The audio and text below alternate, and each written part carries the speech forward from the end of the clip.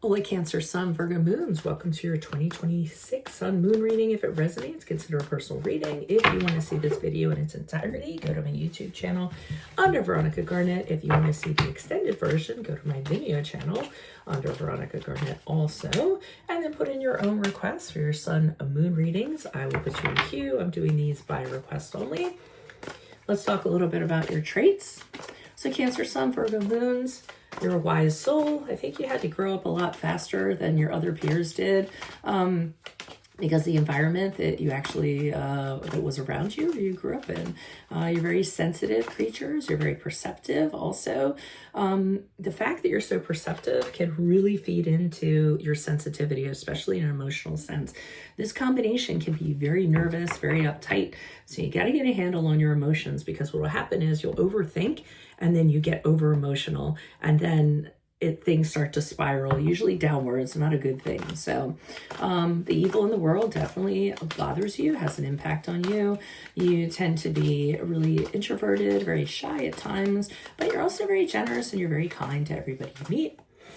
One of your hallmarks is compassion and sympathy for other people. Sorry, that was the wrong card I grabbed. It was underneath the other one. You may find yourself being drawn to helping others and working for other people because you have a deep need to be needed. In relationships, usually you're really affectionate, but then when someone tries to give it back, you're like, no, I don't want that. But you do want to feel needed also in a relationship, not just in the workplace and not just when you're helping people. You're very organized, which is wonderful in the workplace. You're very smart and you're also very intuitive. So make sure that you use those talents in 2026 to guide you. Otherwise, let's see what's going on for your 2026. So January, February, March, we had the Two of Pentacles in the upright, an indicator that you're, first of all, you're really busy. No shocker there.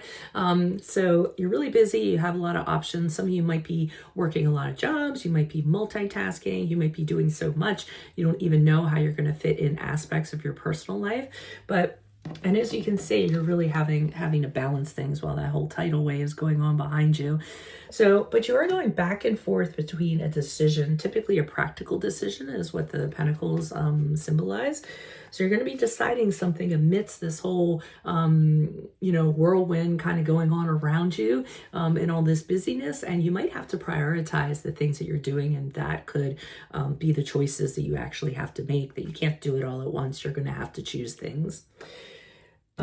April, May, June, we had the Ace of Wands in reverse. This is an indication that something that you were doing, you just don't care to pursue it anymore. It could just be you don't have the energy, you're not passionate about it, you're just bored, it's really mundane, it's really tedious. That's typically what the Ace of Wands is in reverse. I mean, you may have at one point had the desire to create something and the power to do so, but then the tide turned, and then all of a sudden you're feeling, yeah, this isn't really for me anymore. I don't think I want to continue with this. So interested to see what that might be when the clarifiers come out. Now, when we get to July, August, and September, we have the Page of Pentacles in reverse. The court cards to me typically are people, so I feel as though you're going to be dealing with this individual during this period of time. It's definitely not you. It's someone that's the opposite of you, but it's somebody very immature when it comes to practical things. So either this person does not have an ability to commit to things. This person typically is passive, lazy. They can be greedy. They can also not be very good with money. So they have a tendency to spend money and not even think twice about it. And not only that, they feel very entitled to doing so. So they feel very deserved. And there's also this haughtiness and arrogance that comes along with the Page of Pentacles in reverse. So be careful of how that person is going to affect you during that period of time.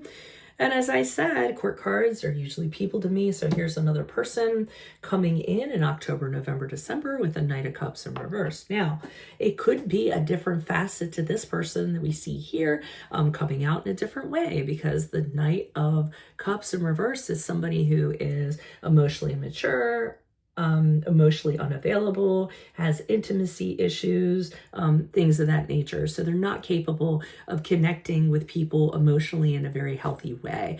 In addition to that, sometimes they get moody. They'll try to manipulate situations by using emotions in order to do so. Really not a very good character, actually. They're very all over the place. They're very unpredictable. You don't know what to get from them or what to expect from them on a day-to-day basis. So if it's a personal connection, this is one that you might want to put on hold or distance yourself from. So that's what I'm seeing at this present time. If it does resonate, consider a personal reading, but make sure you go to my Vimeo channel where I'll be pulling clarifiers on all of these cards in addition to a card of advice for 2026. Put your requests in for your sun moon readings. I will put you in queue. Otherwise, Cancer, Sun, Virgo moons, I will see you in your Vimeo reading next. Adios from Veronica Garnet. Bye-bye.